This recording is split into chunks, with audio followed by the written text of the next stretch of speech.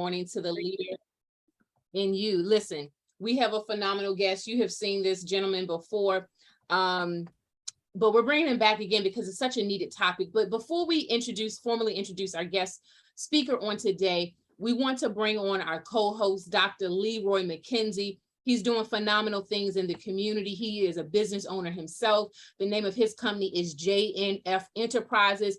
And if you try to look him up on the website, it's simply just that, JNF Enterprises. You definitely want to plug into what his company is doing. Good morning, Dr. Leroy. How are you? Good morning. Good morning. How's everybody doing on this great Tuesday morning? We are doing well. Listen, we are pumped. We're excited.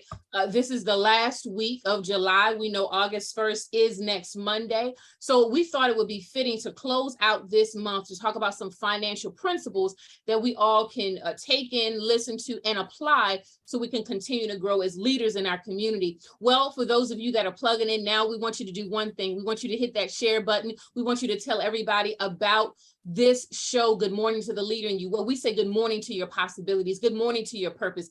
Good morning to those dreams that have not manifested yet, but you're knocking on those doors of opportunity. And if you keep pushing forward, eventually the right door that's designed specifically for you and your business is going to open. We can't walk in doors that's not designed for us. It's going to give us a headache. So sometimes we're in that incubator. Sometimes we're in that waiting season, and that's not always a bad thing. In that waiting season is where we're being groomed and prepped for our due season, right? And prep for all those great things that is to come. Well, I'm about to bring on our guest speaker, Mr. Ronnie Francois. The name of his company is the Credit Hero. Now, as we continue to build our businesses, one of the points of the conversation we have to pause and talk about is personal and business credit. And this is why we brought this gentleman back on our show once again. Welcome. Good morning, Ronnie. How are you? Good morning. How you doing? Thank you for the opportunity to be on here this morning. I appreciate it. Absolutely. Thank you for coming on. First, before you kind of get into the meat and potatoes of what your business does for the community, talk about why did you even decide to be an entrepreneur? You're a leader in the community yourself. Talk about what was that journey to entrepreneurship like for you? Basically, I was in a bad situation, as far as, credit. And as growing up, my parents, family, they didn't really teach me about credit, financial literacy. So I learned about credit the hard way when I had bad credit. And then after years of researching and studying, I was able to learn. And then once I got the knowledge, I'm like, you know what? It might be other people in the same situation that I was in. I want to help them too. And so I guess, just having bad credit, and that was the thing that pivoted me in a position to help other people. But then, I took a step further than that. I said, look, I want to write a book because I want to empower other people, because I want other people to be credit heroes too. Because we all have greatness within us. Sometimes we just need something to pull out of us. So I think there's a lot of heroes out there. So, and I wanted to make that information available to them. So that's kind of how I got into it. I think it's something interesting that you just said. Other people can become credit heroes. It's like, once you have gotten yourself educated and you apply the education that you received, because you said you didn't grow up with that information. You yourself was in a financial situation as it relates to your credit, but you empowered yourself with the knowledge, but then you took it one step further. You then created your own company, the Credit Hero. Why did you even call it that? Why did you come up with that name? I don't know, because, growing up, I always felt like I had greatness in me. I always felt like I had the potentials. It was always just in me, like I said, just being a hero, making a positive impact. Because a lot of times we think of heroes, we think of maybe like Superman and Batman, but in reality, we walk right past, Bruce Wayne or Clark Kent. So it's within us. Yeah. I just had to birth it out of me. And then when I got out of me, I'm like, I want to help other people too. So, some of the guests on here, they can be credit heroes in their family. They can be credit heroes in their neighborhood. And that's basically just sharing the knowledge. That's the most important. Because there's over 20 million people that do exactly what I do. But the biggest difference is I focus on the educational aspect. And then I want to break that cycle, that generational curse. And that's why my first book is called Breaking the Cycle, because you want to break that cycle, break that generational curse. No, and I think that's a very good point, because a lot of times if we don't break the cycle is going to do what? It's just going to continue on to more of the same, right? Yeah. And you said once you got the knowledge, you then started your business, but now you're also challenging people out there in the community for them to be credit heroes in their own family, in their own community. And a lot of times, we know in the school system, they're not teaching or educating about credit. That's just a known fact. But the bottom line is what your company, along with many others, as you stated out there, they're educating individuals. So talk a little bit about the education side. What are some, important facts we should know about building personal and business credit? Again, I said, credit is something that we all need. And sometimes I'll come across people, they say, look, I don't need credit. I have a lot of money. And I use this scenario. I said, look, for example, like a lot of people like eating pizza, but everybody don't like cheese. Maybe somebody might want pepperoni. Somebody might want anchovies. Somebody might want pineapple. And that's what credit does. It just gives you options. It gives you more choices. Let's just say you have your favorite niece, favorite nephew graduating from college, and you want to get them a car. The car costs $40,000 because it's a decent car, right? Yeah, you could go into your save and pull out that $40,000 out of your 401k, pull out $40,000. But if you had good or decent credit, you can go to the bank. They will give you that $40,000, and you pay it back over time with interest, no interest. Then the car's paid off. Your niece and nephew still happy, and you still didn't have to touch your saving. And that's basically what credit does. Is just give you options, give you choices. With me, I like choices. I like options. So that's really what credit does. It gives you choices and give you options. That's pretty much what it boils down to. And even as you were sharing, another word that came to my mind is leverage, right? Yeah, exactly. Yeah. Because everyone that watches this show is a leader in the community or definitely has a business, whether it's nonprofit or for-profit. And when you're trying to grow your business, a lot of times you may want to even get a line of credit from the bank or a lender that lends to businesses. And the first thing they're going to want to see of that business owner is your credit. So your credit gives you leverage. Your credit gives you access, right? Just like the analogy you use with the car. So as business owners out there, credit gives you access to be able to expand your business. Dr. Leroy, what are your thoughts on this subject? Well, here's my question that I have for Ronnie.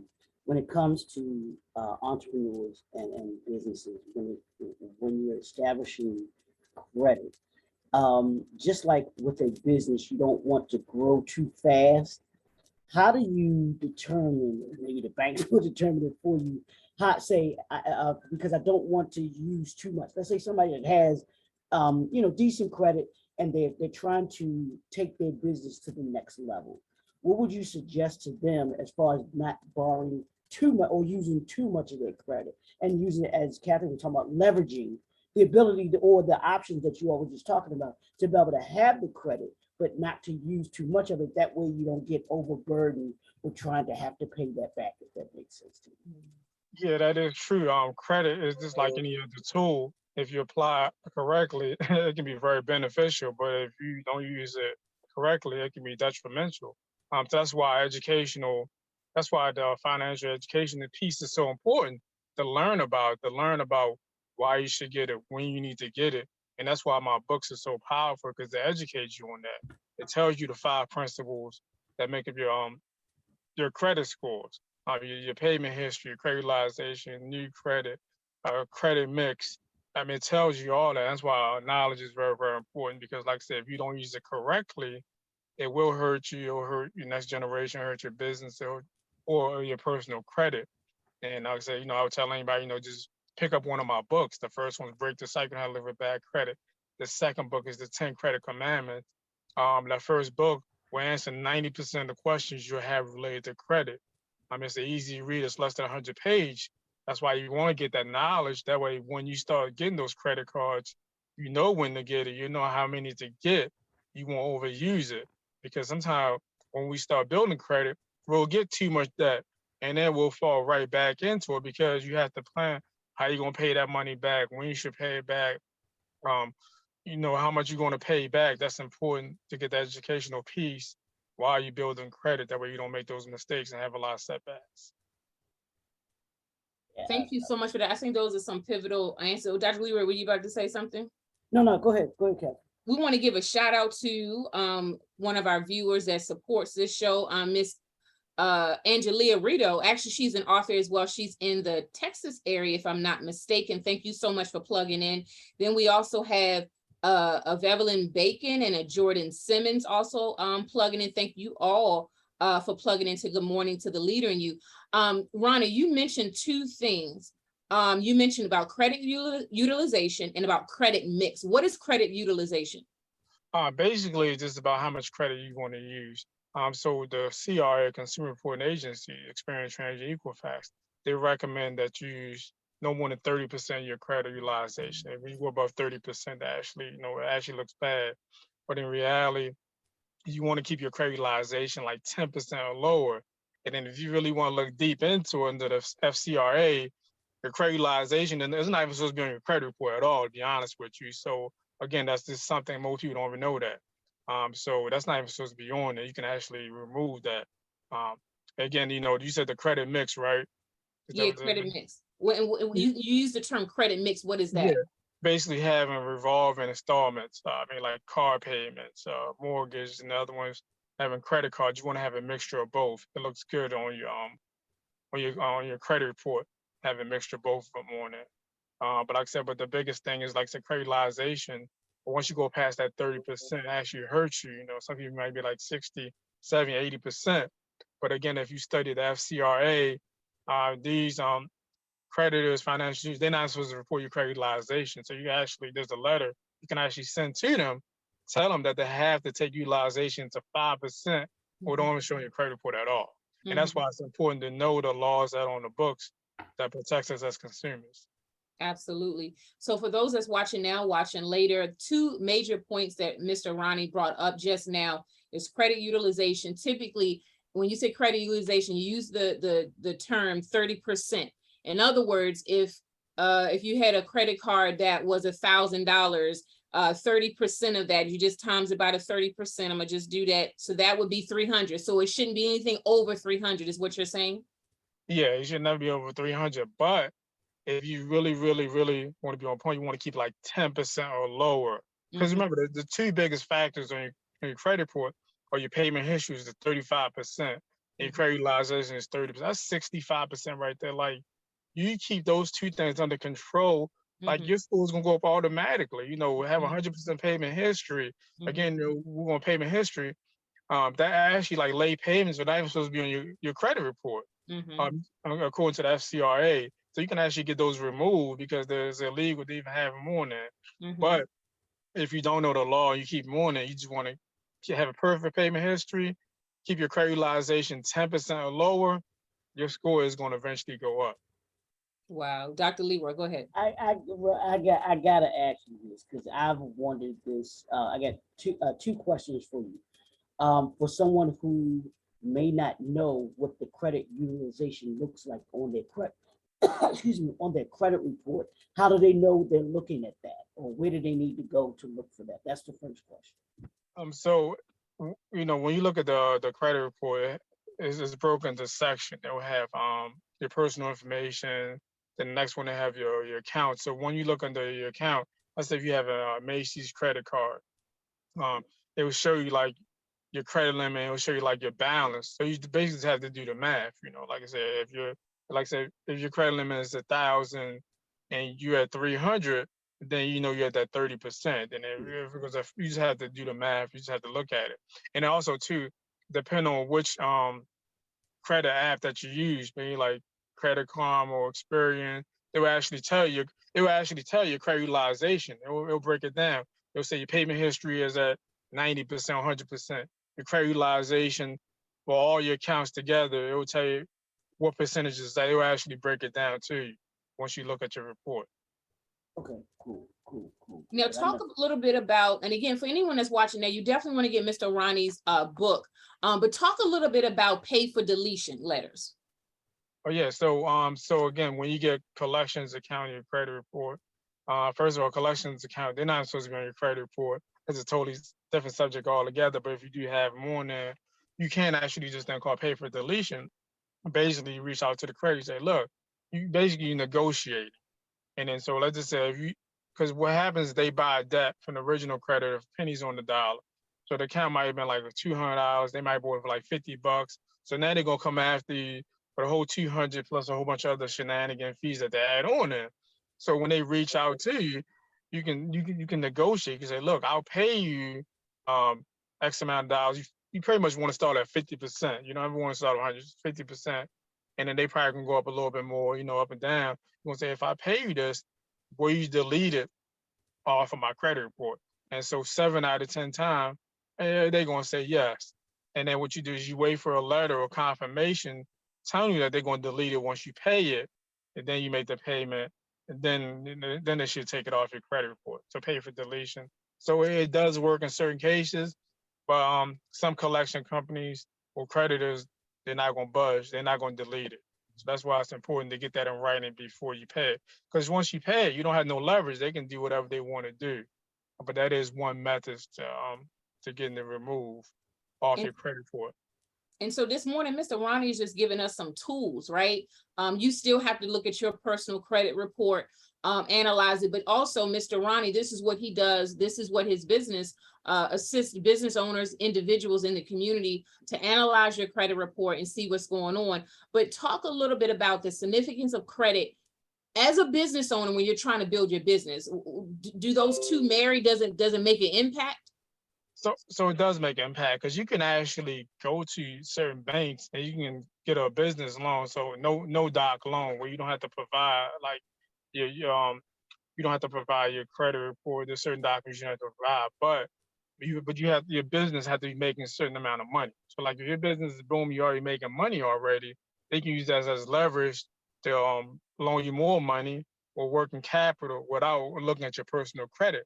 But if you're not making no money, you just starting off, you have to have something. You have to bring something to the table. So that's why they go off your personal credit because your business not making no money. They were like, well, how we know we're gonna get our money back? So that's why. So if you're making money already, it's possible to get it with no credit or bad credit. But if you're not making no money, just starting off, you will need some type of credit, personal credit, to get that loan.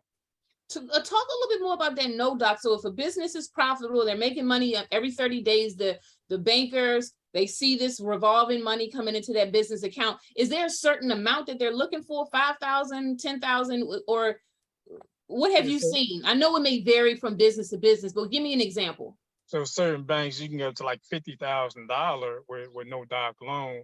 Again, if you have established business and you're already generating income already, it just depends on the bank. Okay, so the amount that they will lend will be connected though also to the revenue that's coming into that business. Exactly. Okay. Dr. Leroy, any thoughts?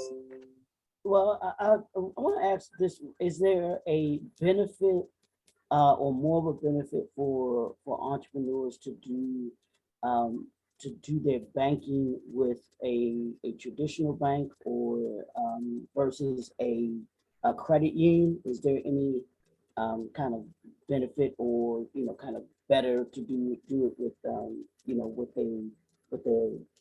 with the credit union versus the traditional bank?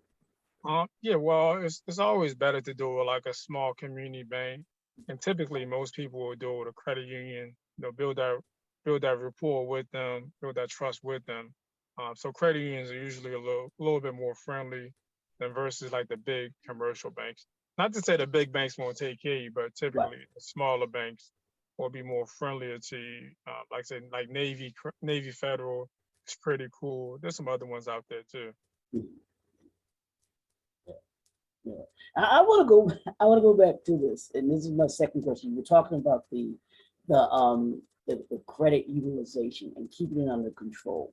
You said the 30% kind of is like the par that you want to be at, but then you said below that, keeping it at 10%. How can a entrepreneur explain to me what's the purpose of having the credit if I can only use that 10% of it? The 30% I get, but that's not even, to me, how does that benefit an entrepreneur and even having the credit there if they can only use that small amount to be able to try and build their business? Well, basically, it just shows that you're responsible, that you can manage the money. Because if you have a $500 credit limit, you can't manage that. How are you gonna be able to manage a $50,000, $500,000? That's basically it. So if you can show them that you can manage that $500, they'll be more than happy to give you 1,000, 10,000, 20,000, 30,000, 40,000. That's pretty much what it is. It's a mindset. It just shows that you're responsible. Again, if you can't manage $100, how you gonna manage the $10,000? That's pretty much what it is. It just shows that you're responsible. Absolutely. There was a colleague of mine that had said something to me years ago when it came to credit. It's a game. Credit it's a game. In other words, they give it to you, but if the expectation is really not to exhaust it all. Exactly. But that is not really taught about, and it's not really taught. Particularly, I know in college, I know when I was in college, there was these creditors lined up just waiting to see the college students, just waiting to give out credit cards. But there was no education attached with, hey, just sign up here. There was no education. And so this is why I think having you on this show is so significant, because it brings information to our community so we can be armed in what to do, and then to educate the youth, right? Educate students that's about to go to college, right? We know college right around the corner for those gearing up for the fall season, right? Now, I know some things have shifted where creditors can't just, be like sharks on a campus anymore, but still we have to educate. What do you do with the credit that you have, right? And the credit that you have been afforded. Going with your example you use, let's say you got a credit limit of $500. And if you were going to just use 10% of that, that's $50. That's $50. So let's say you may have a revolving bill that's $50 a month. You can just utilize it just to pay that bill, making sure you're keeping it at 10%. And then that's helping to build your credit. So I think, again, everyone that's watching now, everyone that's going to watch later, this is a definite personalized conversation. We're talking about global topics, but you still have to dissect the information and see what makes sense for you. Look at your credit report, pull it up today. We encourage everybody, pull your credit report up today, see what's on your credit report, right? And then talk to your lenders, talk to your creditors, talk about that, Ronnie. Should we be in conversation with the creditors? I mean, and if so, what are we talking about with them as it relates to our credit? So you can be in conversation with creditors. So one thing I always recommend, one time I will recommend talking to them. Let's say if you foresee that you're going to be late on a bill, or some hardship is coming, or some hardship happened, reach out to them. You can say, hey, look, you're like, I'm going to be late on this payment. Can I get an extension? Or you might have missed the payment. You say, look, I missed the payment. Can I get can you reverse the fee for that? So it's okay to contact your creditor, because again, they want to keep you as a client. So if you some issues going on, call them, talk to them. Don't wait for something to happen when they chasing for the money. If you already know something's going to happen, like, it's okay. They're human being. Reach out to them, talk to them. And I think that's the mistake that a lot of people make when it comes to their account. Again, I think the biggest thing that can help people is learning the laws that are on the books for consumers. Like I said, the FCRA, Congress passed that back in 1970. That protects your right as a consumer. Again, as I hate going back, like, again, 15 USC, I think 1681, it's talking about permissible purpose. Like, in order for somebody to put a hard inquiry on your consumer report, they have to have your written consent. Like, you go to the car dealership, you get one car, but you walk away with like 50 hard inquiries. You can actually reach out to the other 49, say, hey, look, I need something in writing to show me that I gave you written permission to pull my credit. And if they can't pull that, you can actually sue them for up to $1,000 per violation. Just something really simple like that. A lot of consumers don't know. And one thing that I'm gonna do for all you guests, my ebooks, both of them will be available for free. What I do is I will email them to you, and then you can share with anybody in the audience the ebooks. Break the cycle, not deliver bad credit, and the 10 credit commandments. Again, it's all about sharing that knowledge. Knowledge is power. But at the end of the day, you do have to apply it to see the difference. Absolutely. So you just heard Mr. Ronnie say, everyone watching this show, everyone that's plugged in and say good morning to the leader in you will get a copy of the 10 credit commandments. These are 10 principles on how you can build your credit, how you can rebuild your credit, and how you can build your business also. We also want to give a shout out to Serenity's Grace. Thank you for tuning into the show. Miss Bacon also dropped a comment. Yes, absolutely, Serenity Grace, please share the ebook. Okay, definitely, we'll send you that ebook. And everybody that's watching that want a copy, if I don't have your email, drop it in the feed, because we'll send you the 10 commandments as it relates to the credit. Credit commandments, great. And then Miss Vivian had put a comment. I'll share a snippet of it. It says, pay over your monthly bill, but never pay it all out. Right out. It says, but the time of the length of the card being open is good. So basically she's saying, pay on it, but don't pay it right out. And then it's going on saying that the length of the card makes it, I guess, strengthens the credit. What are your thoughts on that, Ronnie? So yeah, so your credit profile is very, very important, because a long time ago, if you had like, a 650, 700, 750 credit score, the banks will give you pretty much anything you want. But now with those actually looking at your credit profile to see what have you been doing the last 2 years, the last few years. So having a strong credit profile is very, very important. That's why it's important not to delete old account that have positive history. So she's right about that. And as far as you're making payments, actually you can pay your balance off if you choose to. So there's two important dates to look at. Your billing date is when you have to pay your bills on your credit card statement. And your statement date is when they actually reported to the consumer reporting agency. So when your bill is due, you want to pay at least the minimum, whatever the minimum is. So what you could do is you could actually put that on auto pay. You put your bill on auto pay for the minimum payment. You never, ever, ever, ever going to be late. And then two, by your statement date, when they report to the consumer reporting agency, you can actually pay the balance off by then if you want. Absolutely, absolutely. Listen, Mr. Ryan, we appreciate your time. He has another business engagement he is about to transition into, so we're not going to hold him any longer. But once again, share the ebook that we're going to share with the audience again. Yeah, so I actually 2 ebooks actually. The first one's called Break the Cycle, You Don't Have to Live with Bad Credit. And the second one is 10 Credit Commandment. Like I said, I'll make it free to anybody within your network on this show. And I'll send it to you. Absolutely. One last question that dropped in the feed for you. Is it true collection agencies are breaking the law reporting on your credit? Yeah, actually, so it is true as far as collection company. Actually, before they even contact you, before they even put anything on your consumer report, you actually have to give them written consent to actually even communicate with you. So by them putting stuff on your consumer report, that is a violation of the Fair Debt Credit Reporting Act. Yes. Wow. Wow. Listen, everyone, again, I see you dropping your email. We will send you the ebooks. Mr. Ronnie, thank you so much, and you have a great rest of your day. We're definitely going to have you back on the show. Dr. Leroy, any words or sentiments you would like to share on this topic or anything as we close out this month? Mr. Ronnie, have a wonderful day. We're going to just transition to close out the show. Thanks. I appreciate you. Thank you. I'll just say this, that with everything else as an entrepreneur, that I believe I preach, Catherine preaches, but it's all about having a strategy.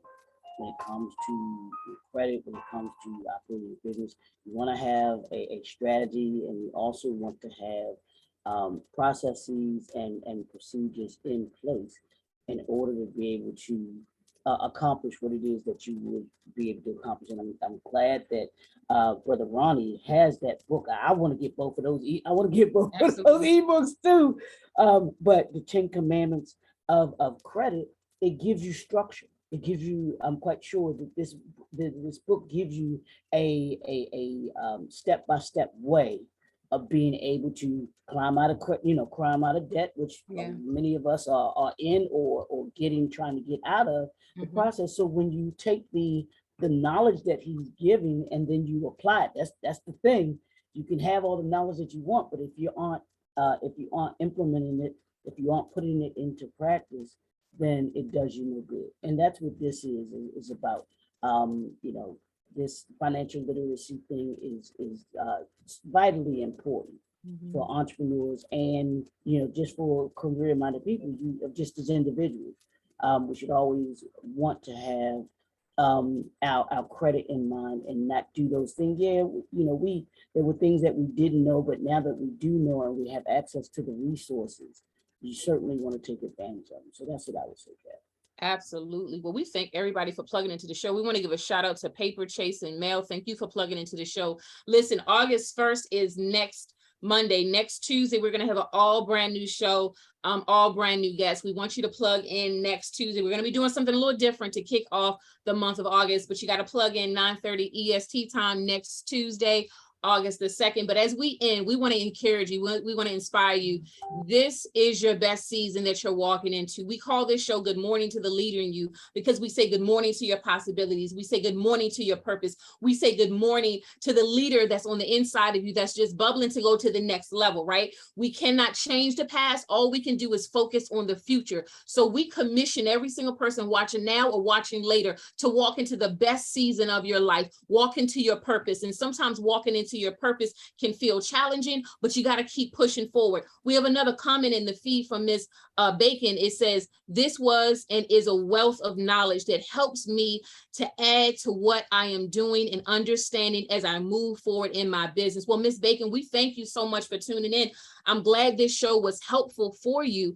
And this is why we do it. This is why we do Good Morning to the Leader in You. And if you have a business, like always, we tell you all, you can drop your business information in the live feed. If you have a website, if you have social media handles, feel free. This is a virtual networking opportunity where you can drop your business information in the feed. My website is CatherineTrotter.com. Tonight at 7 p.m., we have a webinar for any business owners that want to plug in. We have 3 more guest speakers. Send me an email, CT@CatherineTrotter.com, and I will send you that Zoom information. Again, tonight we have 3 guest speakers. Is continuing with the conversation of financial literacy. We're going to continue this conversation tonight at 7 p.m. on a webinar setting, and it'll be a Q&A conversation style. Don't miss out on it. If you want that webinar information, send me an email, CT@CatherineTrotter.com. Dr. Leroy, any last motivational words before we close out? No, I think you said it quite well. It's just that, that's what we're here for, to hopefully to enlighten, empower, and impact everyone. Please share the podcast with everyone. Let them know about what we do on Tuesday mornings. Entrepreneurs, we want them, entrepreneurs and speakers, we want them to know that here's a place that you can come and get that Tuesday nourishment to get you going through the rest of the week. That's what we're here for. That's what we want to do every Tuesday. Bring you just some enlightenment, some empowerment, some encouragement to keep you going on your entrepreneurship journey. Absolutely. We have some more comments in the feed. We have from Serenity's Grace said, I needed to hear this today. Thank you so much, Serenity's Grace. We know so many doors of opportunity is going to open for your organization. We have author Rito. She said, you would like to attend tonight's webinar. Okay, we'll send you an email with that Zoom information. We have Miss Bacon said, you would like that information about Zoom tonight. I want to attend. This is in alignment with the changes we're going. Okay, so all of you want the information about tonight. Okay, so I'm going to send you all. I think all of you dropped your emails in the chat feed, and I will send every one of you that. Tonight is going to be fire. It's 7 o'clock. We have 3 more guest speakers. I'm telling you, and when I send you the information, if you have other business owners or colleagues that you feel can benefit, feel free to share it with them as well. We're getting ready to sign off right now, but part 2 is going to be tonight at 7 p.m. We're going to see everybody at the top.